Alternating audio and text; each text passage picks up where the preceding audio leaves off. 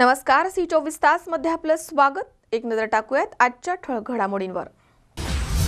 कांद्याचे भाव गडगडले, 1 रुपये प्रति किलो मिळालाय भाव। संतप्त शेतकऱ्यांनी रस्त्यावरती कांदा ओतून केलाय निषेध व्यक्त। अवघ्या 13 वर्षीय अनिमेशनं पकडलाय 9 फुटी भला मोठा साप। जेजुरी औद्योगिक वसाहतीमध्ये सापांचा वावर। सांगली महापालिकेच्या वैद्यकीय आरोग्य अधिकाऱ्यांना माहिती आयुक्तांनी सुनावलाय 85,000चा दंड। आणि राहुरी शहरामध्ये एका महिलेच्या गळ्यामधील मिनी गंठन चोरट्यांनी धूम स्टाईलने केलं लंपास। चोऱ्यांचं सत्र सुरूच।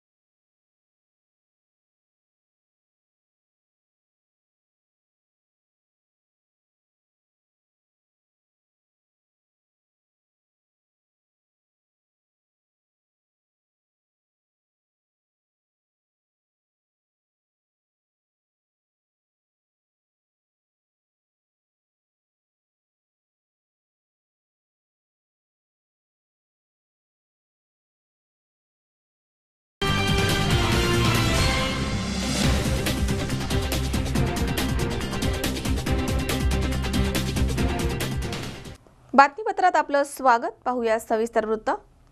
राहुरी येथील बाजार समितीमध्ये 4 डिसेंबर रोजी कांद्याचा भाव अचानक कोसळून तो 1 रुपये किलो झालाय। त्यामुळे कांद्याला भाव न मिळाल्यामुळे संतप्त झालेल्या शेतकऱ्यांनी मोंढ्यावरती कांदा न देता नगर मनमाड राज्य महामार्गावरती कांदा ओतून शासनाचा निषेध केलाय।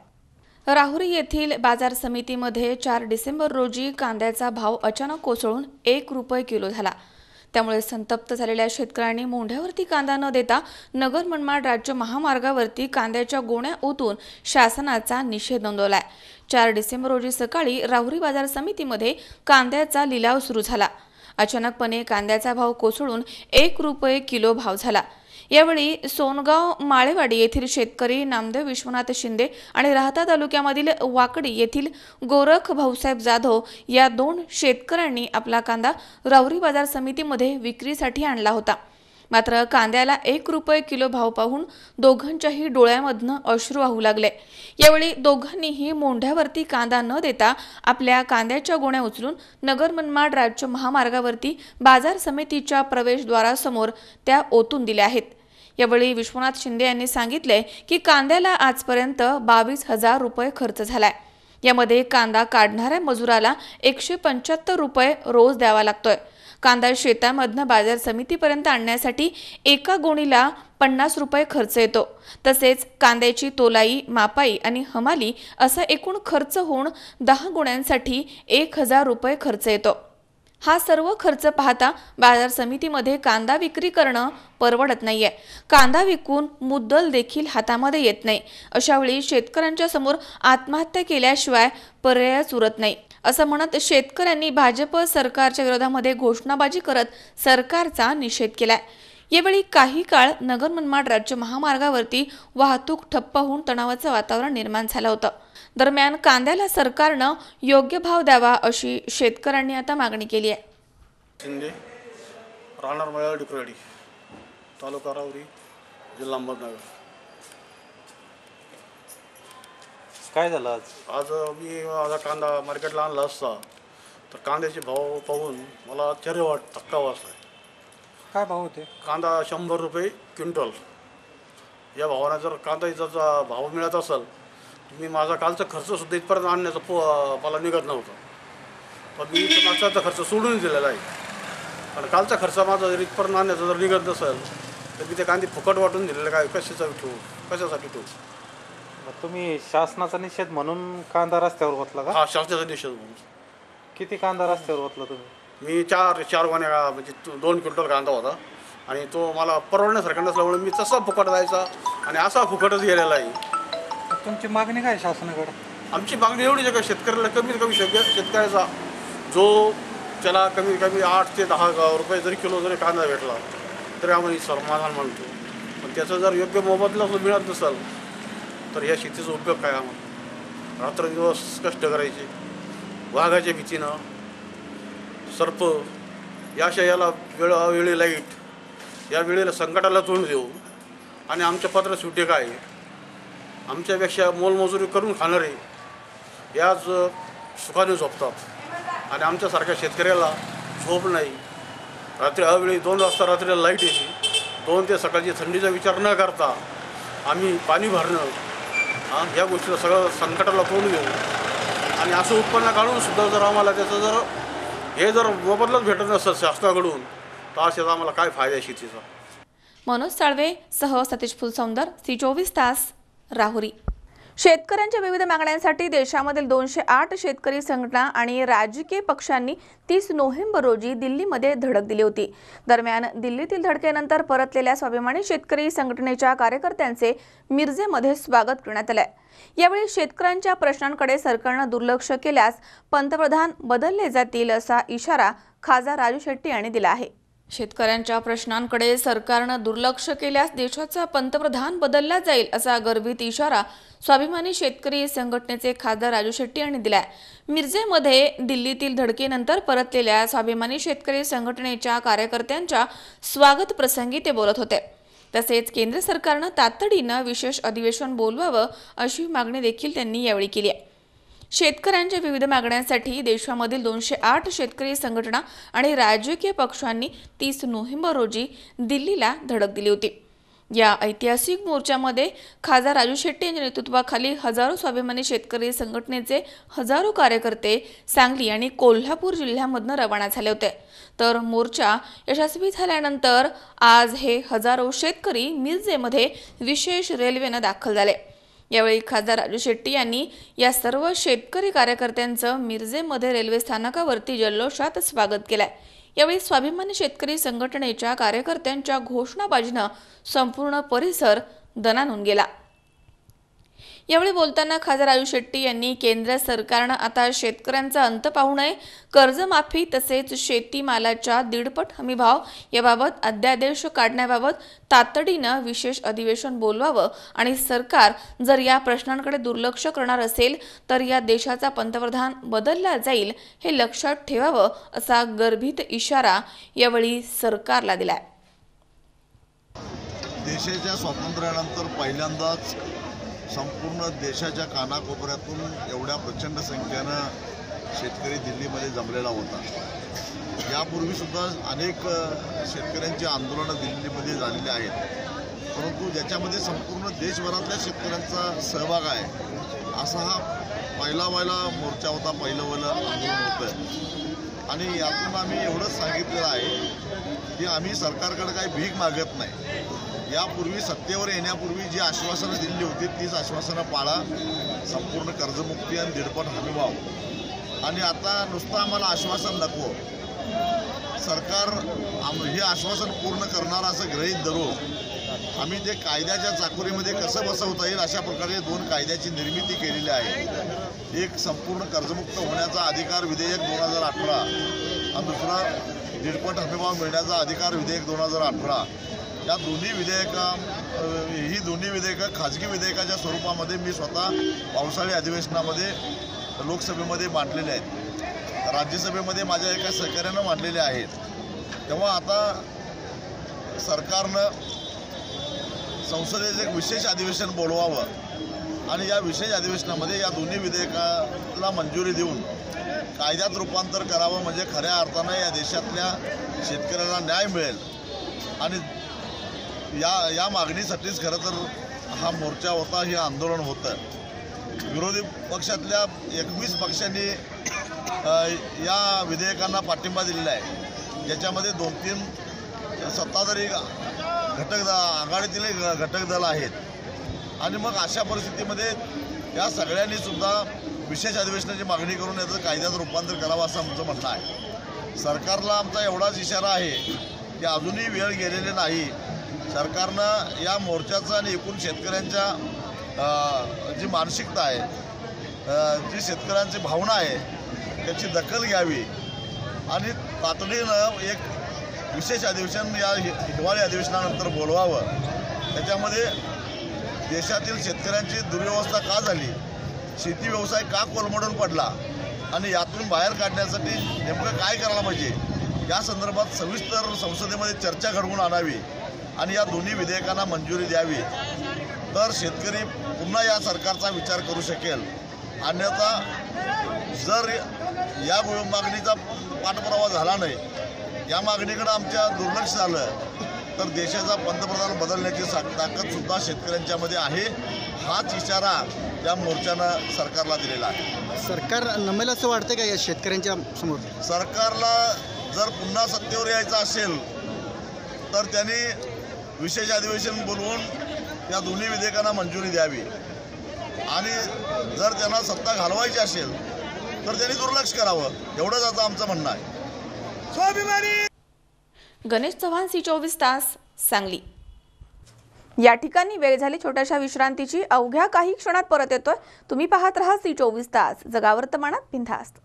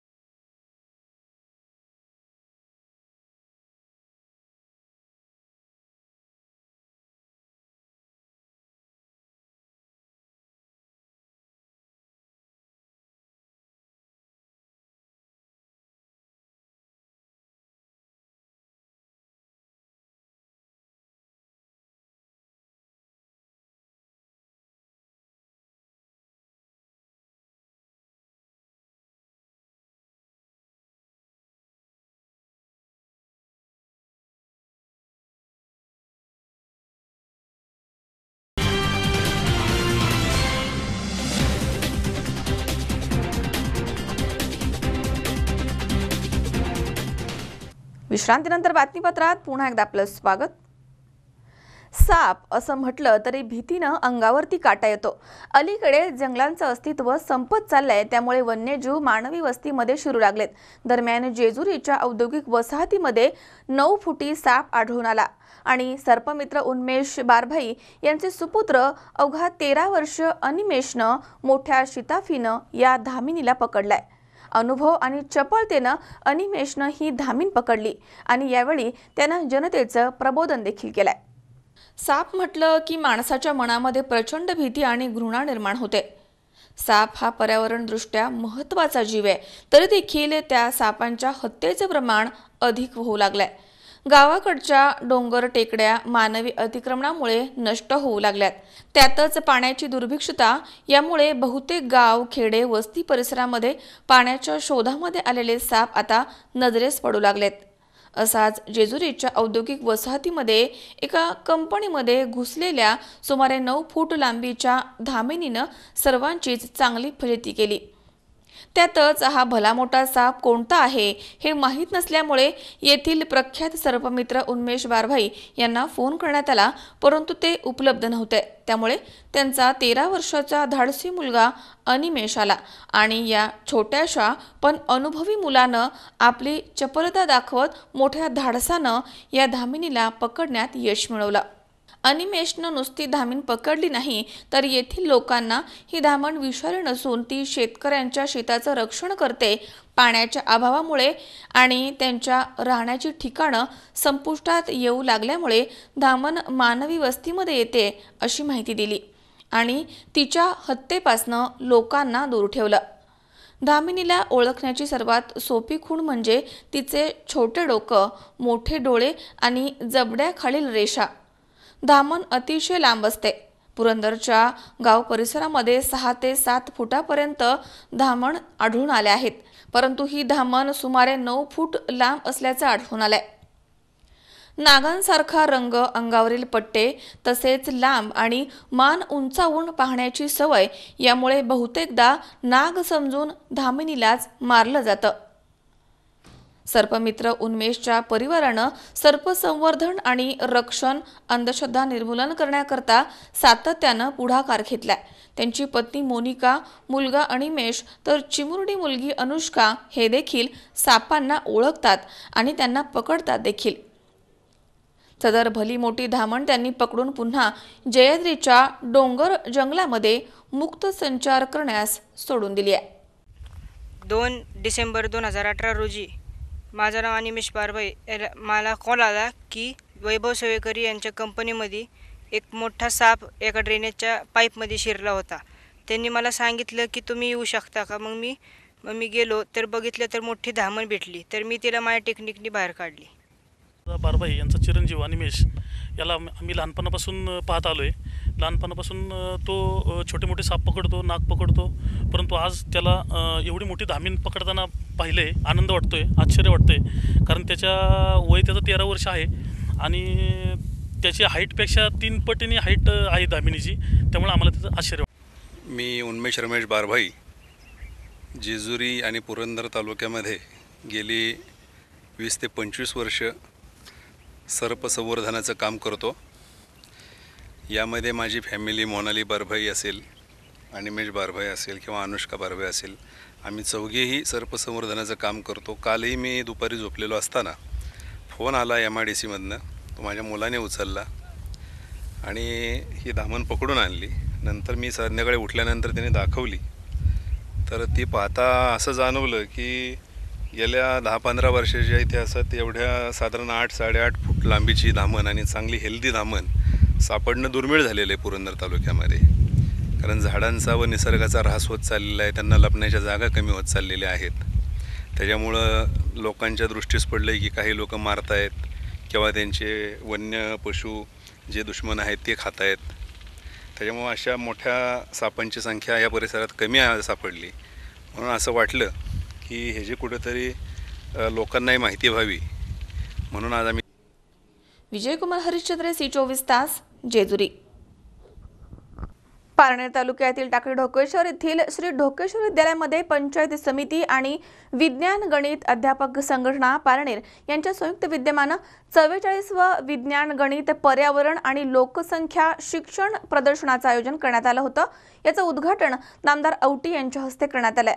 यावेळी नामदार औटींनी मोलाचं मार्गदर्शन केलं. समाज विकासाच्या मार्गावरती जात असताना पालक आणि शिक्षकांनी स्वतःच विज्ञाननिष्ठ दृष्टिकोन बाळगणं आवश्यक आहे, असं मत विधानसभेचे उपाध्यक्ष नामदार विजयराव औटी यांनी व्यक्त केलंय. पारनेर तालुक्यातील टाकळी ढोकेश्वर येथील श्री ढोकेश्वर विद्यालयामध्ये पंचायत समिती आणि विज्ञान गणित अध्यापक संघटना पारनेर यांच्या संयुक्त विद्यमानं आयोजित 44वे विज्ञान गणित पर्यावरण आणि लोकसंख्या शिक्षण प्रदर्शनाचं उद्घाटन नामदार औटी यांच्या हस्ते झालंय. त्याप्रसंगी ते बोलत होते. कार्यक्रमाच्या अध्यक्षस्थानी संस्थेचे विश्वस्त सीताराम खिलारी होते. प्रमुख पाहुणे म्हणून जिल्हा परिषद सदस्य काशीनाथ दाते, सभापती राहुल झावरे, पंचायत समिती सदस्य दिनेश बाबर, श्रीकांत पठारे, सरुबाई वाघ, ताराबाई चौधरी, सरपंच सुनीता झावरे, गटविकास अधिकारी विशाल तनपुरे, शिक्षक नेते औटी, गणित विज्ञान संघटनेचे तालुका अध्यक्ष गुंजाळ सर, सचिव सोपान गवते, शिक्षण विस्तार अधिकारी जगन्नाथ खामकर, डॉक्टर भाऊसाहेब खिलारी, शिक्षक बँकेचे अध्यक्ष रावसाहेब रोहकले आदी मान्यवर इथे उपस्थित होते. नामदार औटी पुढे बोलताना म्हणाले की या प्रदर्शनामध्ये लोकसंख्या शिक्षणाबरोबरच लोकसंख्या नियंत्रणासाठीच्या विषयाचा समावेश करावा. पुरातन काळामध्येही ज्ञानेश्वर माऊली तुकाराम महाराजांनाही विज्ञान अभिप्रेत होतं. शिक्षक आणि पालकांनी देखील शालेय कामकाजामध्ये सामाजिक जबाबदारी उचलायला शिकायला हवं. दरम्यान यावेळी नामदार औटी यांनी प्रदर्शनामध्ये मांडलेल्या उपकरणांची पाहणी केली आहे आणि न्यू इंग्लिश स्कूल पारनेरची विद्यार्थिनी कुमारी निकिता लोंढे हिनं तयार केलेल्या बहुउद्देशीय भौमितिक उपकरणाची माहिती घेऊन तिच्या उपकरणाचं कौतुक देखील केलंय. इतर सर्व उपकरणांची पाहणी देखील नामदार औटी यांनी केली आहे. या प्रदर्शनाच्या उद्घाटन प्रसंगी यंदा प्रथमच डोकेश्वर विद्यालयामध्ये रांगोळी प्रदर्शन भरवण्यात आलं होतं. या प्रदर्शनामध्ये मानवी मूल्यांवरती आधारित रांगोळीचं रेखाटन करण्यात आलंय. यावेळी नामदार औटी आपल्या भाषणामध्ये म्हणाले की मी यापुढे कोणत्याच राजकीय कार्यक्रमांना उपस्थित राहणार नाहीये.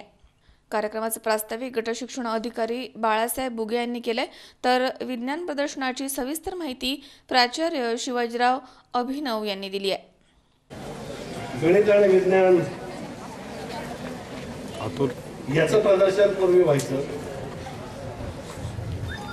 त्याला पर्यावरणाची जोड आणि लोकसंख्या शिक्षणाची जोड देण्याची नवीन नीती आपण स्वीकारली.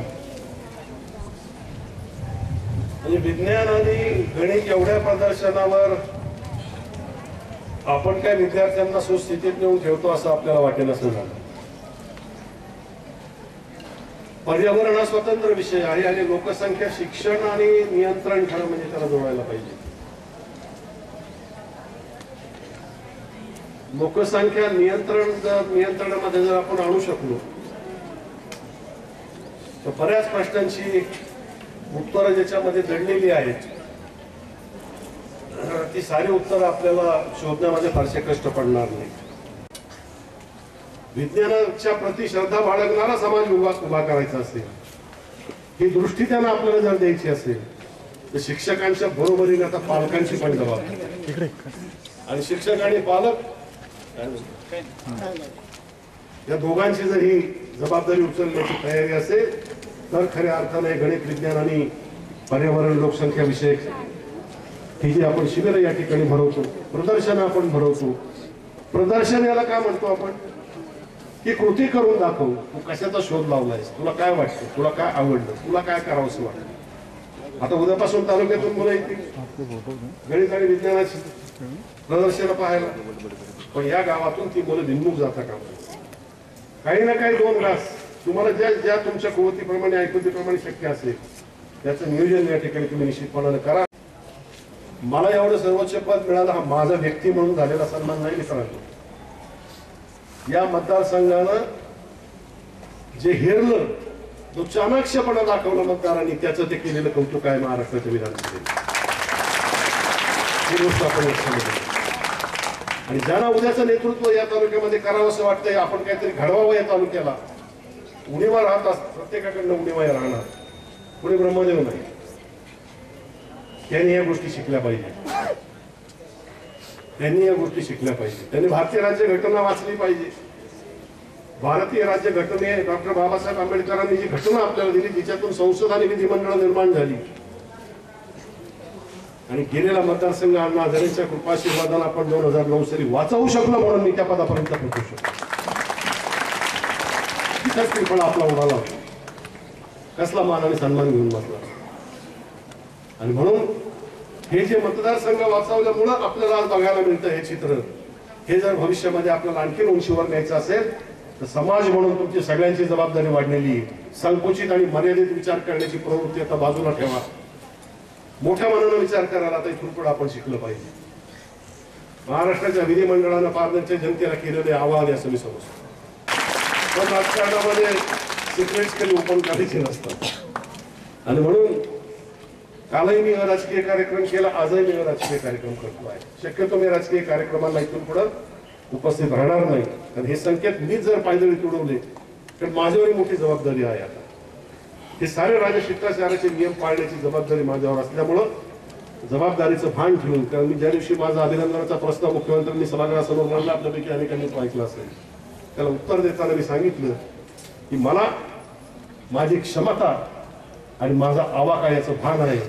महाराष्ट्राच्या या सर्वोच्च पीठासन अधिकाऱ्याची भूमिका बजावत असताना ती परंपरा उंचीवरती नेऊन ठेवण्याचं काम करेल. पारनेर पंचायत समिती अहमदनगर जिल्हा मराठा विद्याप्रसारक संस्थेचं ढोकेश्वर माध्यमिक व उच्च माध्यमिक विद्यालय विज्ञान गणित त्याचप्रमाणे संघटनांच्या विद्यमाने या ठिकाणी टाकळी ढोकेश्वर विद्यालयामध्ये विज्ञान त्याचप्रमाणे गणित लोकसंख्या व पर्यावरण यांचं प्रदर्शन या ठिकाणी जे भरवलेलं आहे हे प्रदर्शन अतिशय उद्बोधक असं असून सर्व तालुक्यातील विद्यालय प्राथमिक विद्यालय यांनी मिळून जवळजवळ 371 एवढी उपकरणं आणि या ठिकाणी प्रदर्शनाला मांडलेली आहेत. बालमुलांनी अतिशय चांगल्या प्रकारचं हे प्रदर्शन भरवलं. त्याचप्रमाणे ढोकेश्वर माध्यमिक व उच्च माध्यमिक विद्यालयातल्या मुलींनी रांगोळी प्रदर्शन पर्यावरण आणि वृक्ष संवर्धन अतिशय चांगल्या प्रकारच्या रांगोळ्या काढून या ठिकाणी या प्रदर्शनाला शोभा आणलेली आहे. संपूर्ण विद्यार्थ्यांनी शिक्षकांनी विज्ञान असेल गणित असेल या सर्व शिक्षकांनी आणि विद्यार्थ्यांनी अतिशय चांगल्या प्रकारचं या ठिकाणी आपलं योगदान देऊन हे प्रदर्शन त्या ठिकाणी भरवलेलं आहे. आज दिनांक 3 डिसेंबर 2018 या दिवशी श्री ढोकेश्वर माध्यमिक व उच्च माध्यमिक विद्यालय टाकळी ढोकेश्वर या ठिकाणी 44वे विज्ञान गणित व लोकसंख्या प्रदर्शन या ठिकाणी आयोजित करण्यात आलेलं आहे. या प्रदर्शनामध्ये तालुक्याच्या वेगवेगळ्या विद्यालयामधून एकूण 371 मॉडेल्स या ठिकाणी ठेवण्यात आलेले आहेत. अशा या प्रदर्शनाचं उद्घाटन आज नामदार विजयराव आवटी उपाध्यक्ष विधानसभा महाराष्ट्र राज्य यांच्या हस्ते या ठिकाणी झालेलं आहे. कार्यक्रमाचं अध्यक्षस्थान अहमदनगर जिल्हा मराठा विद्याप्रसारक समाज संस्थेचे ज्येष्ठ विश्वस्त आदरणीय सीतारामजी खिलारी सर यांनी भूषवलं. या कार्यक्रमासाठी पंचायत समिती सभापती आदरणीय राहुल भैया झावरे त्याचप्रमाणे पंचायत समितीचे सर्व सदस्य त्याचप्रमाणे जिल्हा परिषदेचे सदस्य आणि ग्रामस्थ या ठिकाणी मोठ्या संख्येने उपस्थित होते. विद्यार्थ्यांमध्ये वैज्ञानिक दृष्टिकोन वाढीस लागावा, त्यांच्यामध्ये उपक्रमशीलता जी आहे ही उपक्रमशीलता वाढावी, त्यांना वैज्ञानिक चाकोरीमधून एखादी गोष्ट निकषावर कशी घासून सिद्ध करता येईल यासाठी ही उपकरणं प्रामुख्याने अतिशय उद्बोधक आहेत. या प्रदर्शनासाठी उद्या 4 तारखेला सर्व विद्यालयामधून शैक्षणिक सहलींचं आयोजन करण्यात आलेलं आहे. त्याचप्रमाणे 5 तारखेला या विज्ञान प्रदर्शनाचा समारोप होणार आहे. अशा प्रकारे या विद्यालयामध्ये या प्रदर्शनाचं आयोजन अतिशय व्यवस्थितपणे करण्यात आलेलं आहे. तरी तालुक्यातील नवे जिल्ह्यातील सर्व शाळांनी या प्रदर्शनाचा लाभ घ्यावा आणि वैज्ञानिक दृष्टिकोन वाढीस लागावा अशी मी आयोजक या नात्याने सर्वांना विनंती करतो. धन्यवाद. विनोद गायकवाड, C24 तास, पारनेर. येवला तालुक्यामध्ये भीषण पाणी टंचाई निर्माण झाली आहे. दरम्यान दुष्काळग्रस्त सवलती मिळाव्यात या आणि इतर मागण्यांसाठी संतप्त महिलांनी तहसील कार्यालयावरती मोर्चा काढला. येवला तालुक्यातील दुष्काळग्रस्त भागामध्ये सोयी सुविधा मिळाव्या यासाठी महिलांनी तहसील कार्यालयावरती भव्य असा मोर्चा काढला होता. दुष्काळग्रस्त यादीमध्ये उरलेल्या 17 गावांचा समावेश करण्यात यावा. शालेय विद्यार्थ्यांना मोफत बस पास देण्यात यावे. 38 गाव पाणीपुरवठा योजना ही गावापुरती मर्यादित असल्यामुळे 60% लोक हे वाडीवरती राहतात, त्यांना टँकर सुविधा मिळत नाही. परिणामी पिण्याच्या पाण्यासाठी महिलांना पायपीट करावी लागते. दुष्काळी परिस्थितीनं अनेक मजूर स्थलांतरित झाले आहेत. तरी रोजगार हमी योजना त्वरित लागू करावी. महिला बचत गटांना कर्ज देऊन स्वयंरोजगार उपलब्ध करून द्यावा. जनावरांसाठी चारा छावण्या सुरू कराव्यात यासह अनेक मागण्यांसाठी हा मोर्चा काढण्यात आला होता. या मोर्चामध्ये भाऊसाहेब गरुड, सुमित्रा बोठे, शोभाताई जाधव, जिल्हा परिषद सदस्या सविता पवार, देवीदास गुडघे, प्रथमेश पगारे, नितीन जाधव, अनिता लावरे, योगिता पुणे, मंदाबाई कुले आदींसह अनेक महिला भगिनी उपस्थित होत्या. सुमित्रा किसन बोठे देवठाणवरून. आणि आमच्या पूर्व भागाला पाणी नसल्यामुळं किंवा रोजगार नसल्यामुळं आम्ही हा मोर्चा आयोजित केला आहे. या मोर्चाचं कारण असं आहे की आमच्या भागामध्ये खूप दुष्काळ परिस्थिती आहे आणि आमची मजुरीला आमच्या महिला बाहेरगावी जाऊन कामं करत्या. आमच्या महिलांना हाताला काम नाही. आमच्या मुलांचे शिक्षण सगळे प्रश्न आल्यामुळं आम्हाला पियाला पाणी नाही. त्याच्यामुळं आम्ही हे सगळ्या महिलांनी एकत्र येऊन हे तहसील कार्यालयावर मोर्चा काढलेला आहे. हा जो मोर्चा आज काढलेला आहे हा कुठल्याही गटतट पक्षाचा नसून हा जनतेच्या समस्यासाठी काढलेला हा मोर्चा आहे। तालुक्याच्या पूर्व भागामध्ये पाणी असेल, जनावरांचा चारा असेल, रोजगार असेल, अशा बऱ्याच समस्या उपलब्ध झाल्या आहे आणि त्या समस्यावर नुसता बैठका सुरू आहेत, परंतु त्यावर कुठली अंमलबजावणी होत नाही। मग ही अंमलबजावणी लवकरात लवकर व्हावी यासाठी आम्ही हा मोर्चा काढलेला आहे। प्रशांत कलंके, C24 तास, येवला। या ठिकाणी पुन्हा एकदा वेळ झाली छोट्याशा विश्रांतीची। अवघ्या काही क्षणात परत येतोय। तुम्ही पाहत रहा C24 तास, जगा वर्तमानात बिनधास्त।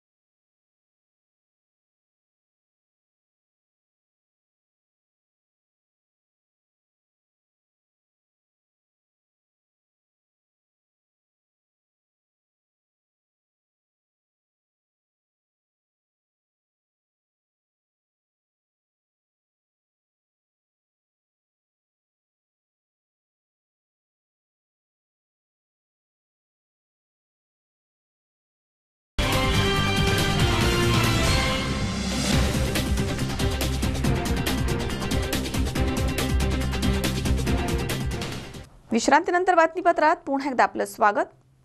सांगली महापालिकेच्या वैद्यकीय आरोग्य अधिकाऱ्यांना माहिती आयुक्तांनी 85,000चा दंड सुनावलाय। माहिती अधिकाराची माहिती वेळेमध्ये न दिल्यानं माहिती आयुक्तांनी हा आदेश काढला आहे। सांगली महापालिकेच्या वैद्यकीय आरोग्य अधिकाऱ्यांना माहिती आयुक्तांनी 85,000चा दंड सुनावलाय। माहिती अधिकाराची माहिती वेळेमध्ये न दिल्यानं माहिती आयुक्तांनी हा आदेश काढलाय। सांगली महापालिकेचे आरोग्य अधिकारी डॉक्टर सुनील आंबोळे आणि डॉक्टर संजय कवठेकर यांना हा दंड सुनावण्यात आलाय। यामध्ये डॉक्टर सुनील आंबोळे यांना 75,000 तर डॉक्टर संजय कवठेकर यांना 10,000चा दंड ठोठावण्यात आलाय। सांगलीचे माहिती अधिकार कार्यकर्ता दिनकर सावंत, रामभाऊ जाधव आणि विद बर्वे यांनी वेगवेगळ्या विषयांवरती माहिती अधिकार अर्ज दिले होते। माहिती वेळेमध्ये न देणं आणि माहिती लपवणं यामुळे हा दंड सुनावण्यात आलाय। ही दंडाची रक्कम संबंधित अधिकाऱ्यांच्या वेतनामधनं कपात करून जमा करण्याचे आदेश विभागीय माहिती आयुक्तांनी सांगली महापालिकेला केले आहेत, अशी माहिती माहिती अधिकार कार्यकर्ता दिनकर सावंत यांनी दिली आहे। बोला। राज्य माहिती आयुक्त पुणे यांच्या नुकत्याच पारित झालेल्या आदेशामध्ये महापालिकेचे डॉक्टर सुनील आंबोळे यांना माझ्या प्रकरणात एका प्रकरणामध्ये 5,000 रुपये दंड, तसेच रामचंद्र जाधव यांच्या 6 प्रकरणामध्ये प्रत्येकी 10,000 रुपयेप्रमाणे 60,000 रुपये दंड, तसेच विद बर्वे यांच्या एका प्रकरणामध्ये 10,000 रुपये दंड, असा डॉक्टर सुनील आंबोळे यांना 75,000 रुपये दंड शास्ती करून माहिती आयुक्त रवींद्र जाधव यांनी ते पगारातून वसूल करण्याची आदेश माननीय आयुक्तांना पारित केलेले आहेत। तसेच डॉक्टर संजय कवठेकर यांना माझ्या 2 प्रकरणामध्ये प्रत्येकी 5,000 रुपये म्हणजे 10,000 रुपये एकूण त्यांच्या पगारातून वसूल करण्याचे आदेश माननीय खंडपीठ माहिती आयुक्त पुणे यांनी पारित केलेले आहेत। काय ठपका काय ठेवला आहे, आक्षेप काय? त्याच्यावर माहिती न देणे, कुठला पण पत्रव्यवहार किंवा माहिती दडवणे असा हा ठपका ठेवलेला आहे। त्यामुळे हा शास्ती 20(1) नुसार लावलेले आहे त्यांच्यावर। कधीपासूनची प्रकरण आहे ती काय? हे 2016 सालची प्रकरणाची सुनावणी आत्ता झालेली 2018 हे 2016ची सर्व प्रकरणे आहेत सर्वांची। गणेश चव्हाण, C24 तास, सांगली। वेस्टर्न घाट रनिंग फाउंडेशनच्या वतीनं सिंहगड, राजगड, तोरणा या किल्ल्यांवरती अल्ट्रा मॅरेथॉनचं आयोजन करण्यात आलंय। 9 डिसेंबर रोजी ही स्पर्धा होणार आहे। 3 किल्ल्यांवरती एकाच दिवशी धावण्याची शर्यत महाराष्ट्रामध्ये प्रथमच होतीये। रोमांचकारी अशा या स्पर्धेमध्ये जगामधील माउंटन रनर्स सहभागी होणार आहेत. मॅरेथॉनचं हे पहिलं वर्ष आहे. वेस्टर्न घाट रनिंग फाउंडेशनच्या वतीनं सिंहगड, राजगड, तोरणा या किल्ल्यांवरती अल्ट्रा मॅरेथॉनचं आयोजन करण्यात आलं आहे. रविवारी 9 डिसेंबर 2018 रोजी ही स्पर्धा होणार आहे. 3 किल्ल्यांवरती एकाच दिवशी धावण्याची शर्यत महाराष्ट्रामध्ये पहिल्यांदाच होतीये. तब्बल 5 देश, भारतामधील 15 राज्य आणि 35 शहरांमधील स्पर्धक या स्पर्धेमध्ये सहभागी होणार आहेत.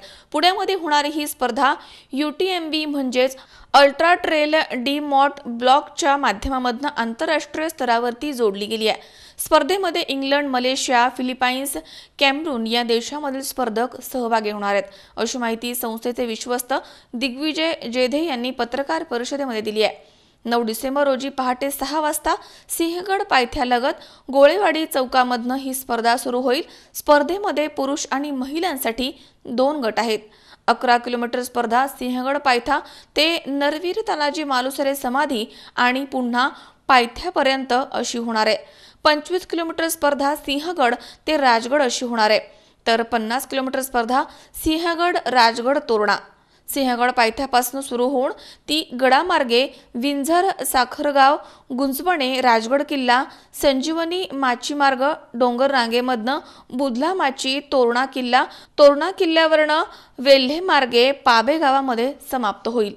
मॅरेथॉनचं हे पहिलंच वर्ष आहे. जगभरामधील माउंटन रनर्ससाठी ही एक रोमांचक स्पर्धा असणार आहे. शर्यतीची एकत्रित उंची जवळपास 2400 मीटर एवढी होतीये. स्पर्धकांकडनं उच्चस्तरीय सहनशक्ती तसेच पर्वतांवरती धावण्याचा अनुभव आवश्यक आहे. 3 ऐतिहासिक किल्ल्यांच्या जोडलेल्या वाटेमध्ये स्पर्धकांना टेकड्या, गावं, जंगलं, दऱ्याखोऱ्या अशा अनेक गोष्टींचा रोमांचक अनुभव देखील मिळणार आहे. पुणे संस्थेने येत्या रविवार दिनांक 9 डिसेंबर रोजी सिंहगड, राजगड, तोरणा अशी अल्ट्रा मॅरेथॉन भरवलेली आहे.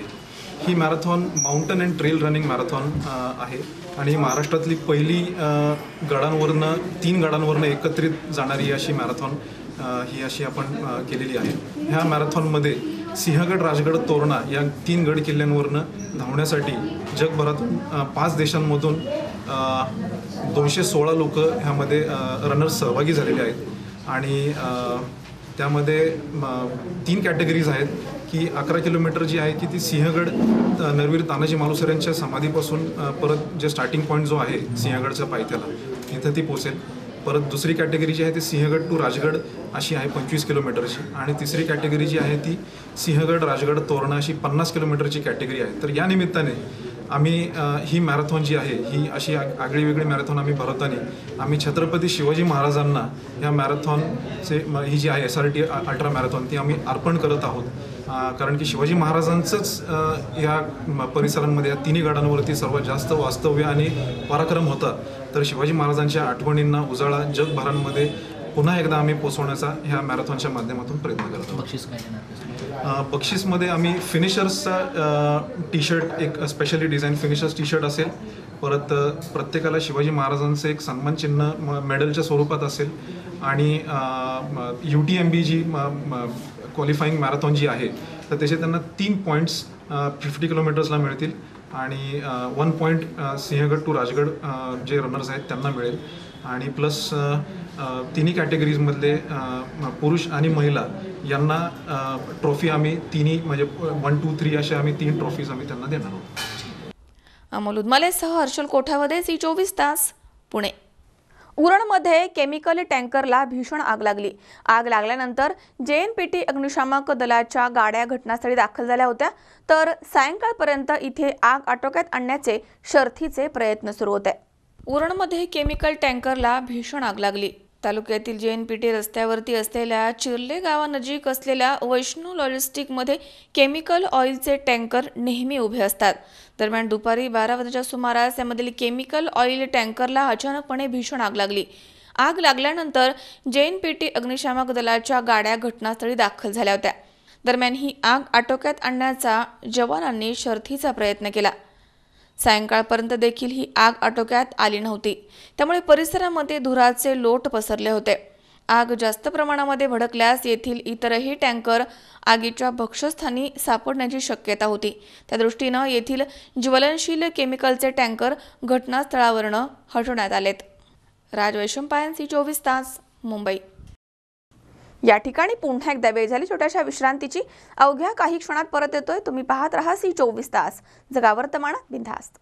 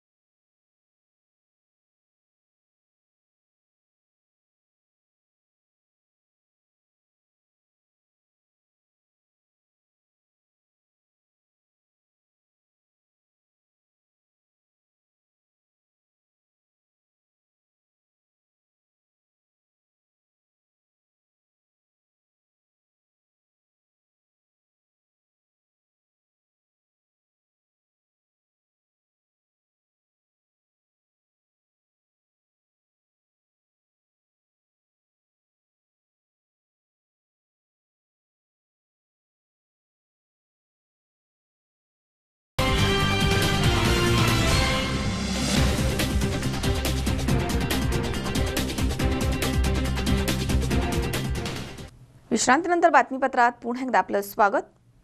राहुरी शहरामध्ये चोऱ्या घरफोड्यांचं सत्र सुरू आहे.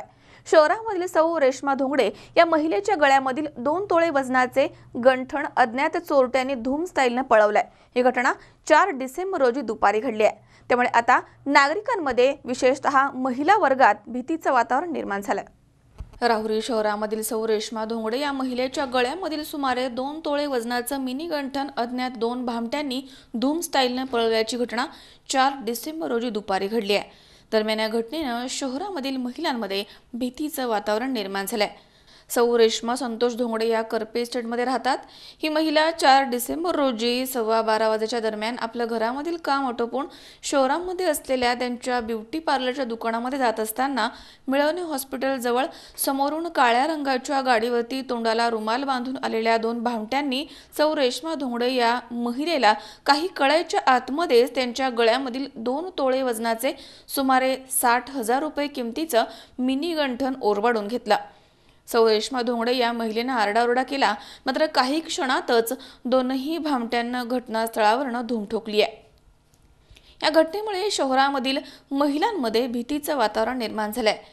सदर घटनेची माहिती मिळताच राहुरी पोलीस ठाण्यामधील सहाय्यक पोलीस निरीक्षक जयंत शिरसाट, पोलीस हवालदार शैलेंद्र सरोदे, शिवाजी खरात, विकास गुंजाळ यांनी घटनास्थळी धाव घेतली आहे.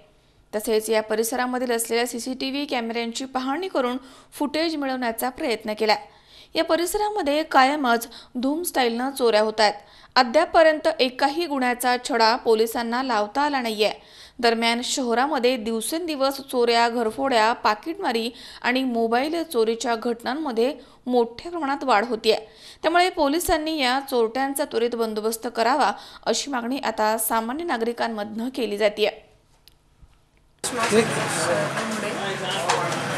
पार्लरमध्ये चालले होते. मिळवणे हॉस्पिटलच्या समोर 2 तोळ्याचे गंठण 2 जण गाडीवर आले आणि त्यांनी ओढून घेऊन गेले. अचानक आले का ते समोर? अचानक समोर. काही विचारलं होतं त्यांनी? नाही.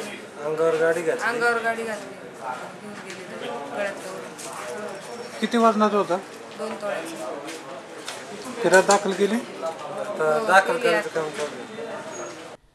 मनोज साळवे सह सतीश फुलसौंदर, C24 तास, राहुरी. काँग्रेस पक्षाच्या नेत्या सोनिया गांधी यांच्या वाढदिवसानिमित्त सेवा कर्तव्य त्याग सप्ताहाचं आयोजन माजी आमदार मोहन जोशी यांनी केलंय. बालगंधर्व रंगमंदिरामध्ये सामाजिक ऐक्य परिषदेनं या सप्ताहाचं उद्घाटन करण्यात आलं. समाजामध्ये विष पेरण्याचं काम भाजप सरकार करतंय असा आरोप यावेळी माजी आमदार मोहन जोशी यांनी केलाय. आरबीआय, सीबीआय, अलिप्त राष्ट्र चळवळ यासारख्या ठिकाणी बीजेपीनं स्वतःची माणसं पेरून ठेवली आहेत. त्यांनी देशामध्ये खुणाचं राजकारण केलंय. त्यामुळे आपण लवकर शहाणं व्हावं आणि मोदींना निवडून देण्याची चूक करू नये, असं आवाहन काँग्रेसचे खासदार ज्येष्ठ पत्रकार कुमार केतकर यांनी केलंय. काँग्रेस पक्षाच्या नेत्या सोनिया गांधी यांच्या वाढदिवसानिमित्त सेवा कर्तव्य त्याग सप्ताहाचं आयोजन माजी आमदार मोहन जोशी यांनी केले.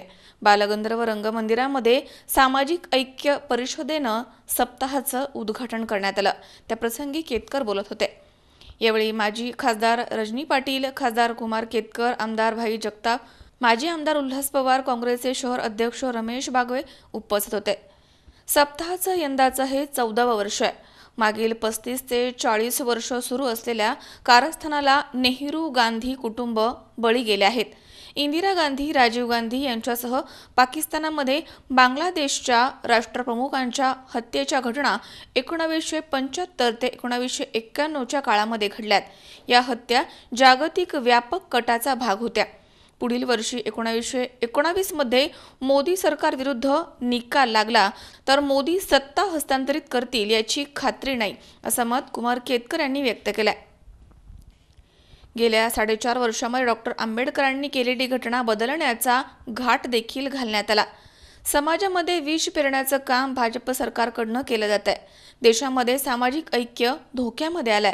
त्यामुळे जातीयवादी शक्तींचा एकत्रितपणे पाडाव करण्याची आपण प्रतिज्ञा करूया, असं आवाहन माजी आमदार मोहन जोशी यांनी केलंय. निर्घृणपणे हत्या करण्यात आली. फक्त त्यांची हत्या नाही झाली, त्यांच्या घरामध्ये, त्यांच्या बंगल्यामध्ये शिरून तिथल्या लष्करशहांनी पाकिस्तानच्या मदतीने आणि अमेरिकेच्या मदतीने हे नीट लक्षात ठेवा, त्यांच्या घरामध्ये घुसून मुजीबुर रहमान, त्यांच्या घरातले सर्वजण 2 आणि 3 वर्षाची त्यांची नातवंड होती, त्यांना पण ठार करण्यात आलं. 41 लोक त्यांच्या घरातले 1975च्या 16 ऑगस्टला ठार करण्यात आले. त्यांची जी मुलगी शेख हसीना, जी सध्याची तिथली पंतप्रधान आहे, ती त्यावेळेला जर्मनीमध्ये होती म्हणून ती वाचली, नाहीतर त्यांच्या संपूर्ण घराणेशाही नष्ट करण्यात बांगलादेशचं लष्कर पाकिस्तानच्या आणि अमेरिकेच्या मदतीने यशस्वी झालं होतं. म्हणजे 1975 साली मुजीबुर रहमानची हत्या आहे. 1979 साली 4 वर्षांनी भुत्तोंचा ज्युडिशियल मर्डर त्याला म्हणतात, न्यायालयीन हत्या आहे. आणि त्याच्यानंतर फक्त 5 वर्षांनी इंदिरा गांधींची हत्या आहे. आणि त्याच्यानंतर फक्त 7 वर्षांनी राजीव गांधींची हत्या आहे. यांच्यापैकी कोणीही नैसर्गिक पद्धतीने आजारी पडून किंवा अपघाताने मरण पावलेलं नाही. हे सर्वजण मारले गेलेले आहेत. इतक्या मोठ्या व्यक्तीचा, इतक्या मोठ्या पदावर असलेल्या व्यक्तीचा खून ज्यावेळेला केला जातो त्यावेळी तो कोणाच्या वेडसरपणातनं केला जात नाही.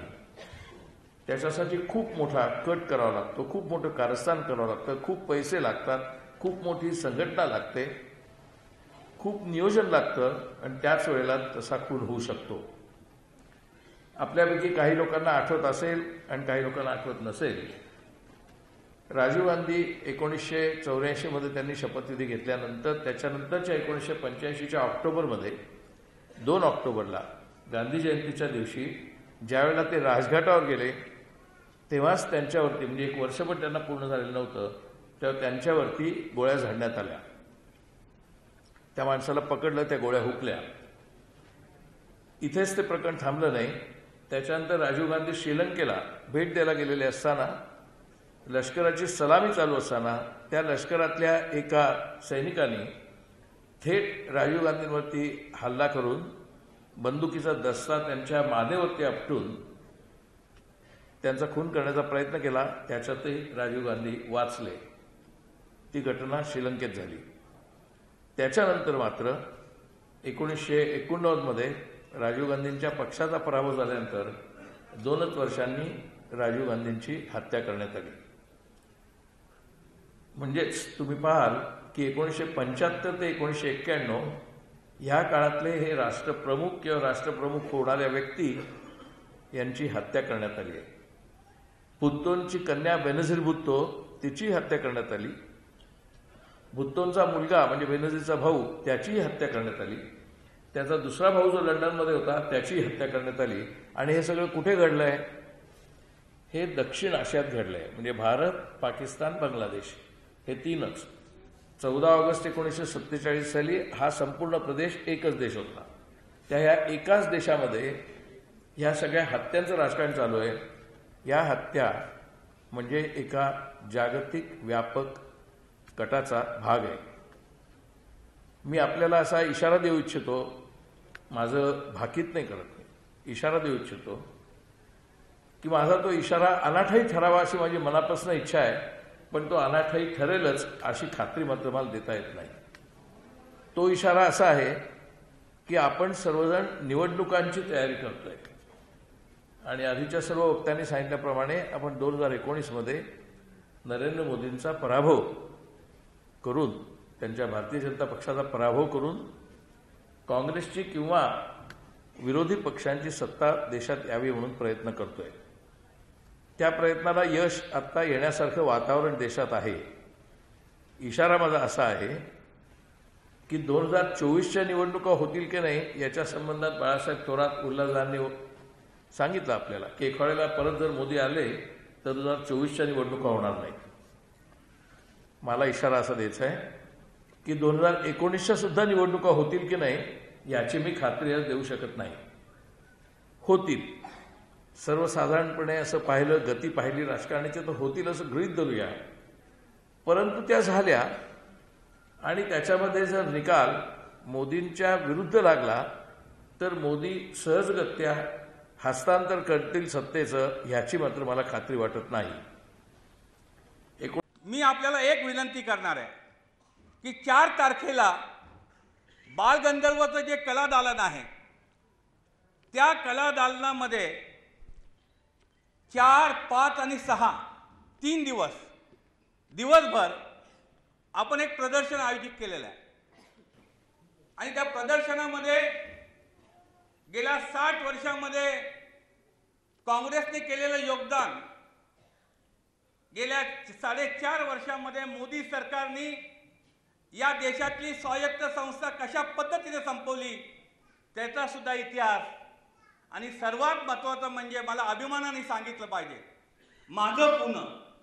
माझं पुण्याचा म्हणून मी ज्याला उल्लेख करतो त्यावेळेला हे पुणे शहर आज देशामध्ये जागतिक पातळीवरती आपला एक वेगळा ठसा त्यांनी उमटवलेला.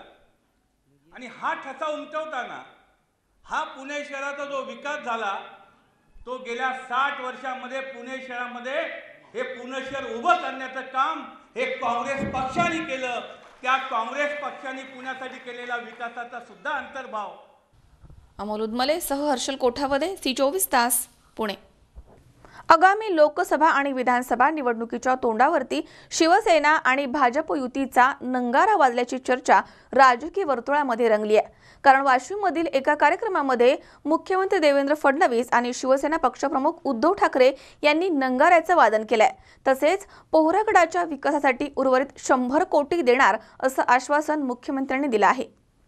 वाशिम जिल्ह्यामधील पोहरादेवी इथे संत सेवालाल महाराज मंदिर परिसरामध्ये विविध विकास कामांचं भूमिपूजन मुख्यमंत्री देवेंद्र फडणवीस आणि उद्धव ठाकरे यांच्या हस्ते करण्यात आलंय. या कार्यक्रमामध्ये दोघांनीही बंजारा समाजाचं पारंपरिक वाद्य नगाऱ्याचं वादन केलं.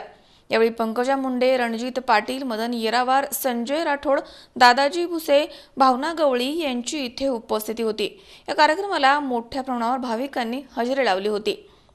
पोहरादेवीमध्ये संत सेवालाल महाराजांचं जागतिक दर्जाचं स्मारक उभारलं जाईल. यासाठी उर्वरित 100 कोटींचा निधी लवकरच पुरवला जाईल अशी घोषणा यावेळी मुख्यमंत्री फडणवीस यांनी केली आहे. या मेळाव्यासाठी आलेल्या सर्व भाविक भक्तांना यवतमाळ येथील PV आडेसाहेब यांनी 1 लाख भाविकांची जेवणाची सोय करून माणुसकीचा परिचय करून दिला. हे विशेष. तर आयोजन समितीचे सदस्य डॉक्टर महेश चव्हाण यांनी साधी पाण्याची सोय सुद्धा करून दिली नाही. त्यामुळे आलेल्या भाविकांना आल्या पावली पाणी न पिताच परतावं लागलं. ही फार मोठी खंत कारंजा मानोरामधील जनतेनं व्यक्त केली आहे.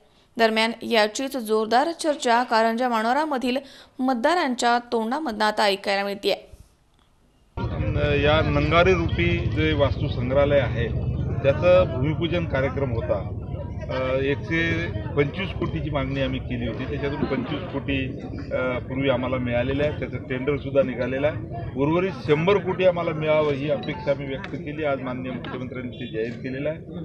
आणि युतीच्या संदर्भात हे शिवसेना पक्षप्रमुख उद्धव ठाकरे साहब निर्णय घेतील. तो निर्णय आबादी है तो मुख्यमंत्री देवेंद्र फडणवीस ने यहाँ पे जो घोषणा की है, पोरागढ़ जो बंजारा समाज की काशी कहलाई जाती है, वो पोरागढ़ का विकास के लिए 125 करोड़ का भवन जो दिया है वो बहुत स्वागतार्ह बात है. और लेकिन उसके साथ में बंजारा समाज का मुख्य मुद्दा जो है आरक्षण का, जो पूरे देश में बंजारा समाज कहीं पर एसटी में है, कहीं पर एसटी में है, कहीं पर ओबीसी में है और महाराष्ट्र में विमुक्त घुमतु जाति में है. इसलिए बंजारा समाज को केंद्र का आरक्षण मिलना चाहिए. ये मुख्य मांग के बारे में देवेंद्र फडणवीस ने कुछ भी नहीं कहा. आयोजन केलं आहे. आपण किनवटमधून आलात. किती लोकांचं त्या ठिकाणी आपल्याकडून आगमन झालं आहे? आपण किनवटमधून किती लोक? जवळजवळ 25,000 तरी आमच्या किनवट माहूर तालुक्यातील लोक स्वयंस्फूर्तीने या ठिकाणी आलेले आहेत. प्रकाश आडे, C24 तास, वाशिम. पुन्हा एकदा पाहूयात काही ठळक घडामोडी. कांद्याचे भाव गडगडले. 1 रुपये प्रति किलो मिळालाय भाव. संतप्त शेतकऱ्यांनी रस्त्यावरती कांदा ओतून केलाय निषेध व्यक्त. अवघ्या 13 वर्षीय अनिमेशनं पकडलाय 9 फुटी भला मोठा साप. जेजुरी औद्योगिक वसाहतीमध्ये सापांचा वावर. सांगली महापालिकेच्या वैद्यकीय आरोग्य अधिकाऱ्यांना माहिती आयुक्तांनी सुनावलाय 85,000चा दंड. आणि राहुरी शहरामध्ये एका महिलेच्या गळ्यामधील मिनी गंठन चोरट्यांनी धूम स्टाईलनं केलं लंपास. चोऱ्यांचं सत्र सुरूच.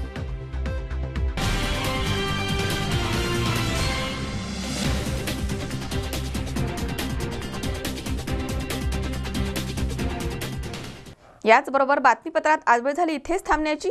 ताज्या अपडेटसाठी बघत रहा C24 तास. जगा वर्तमानात बिनधास्त.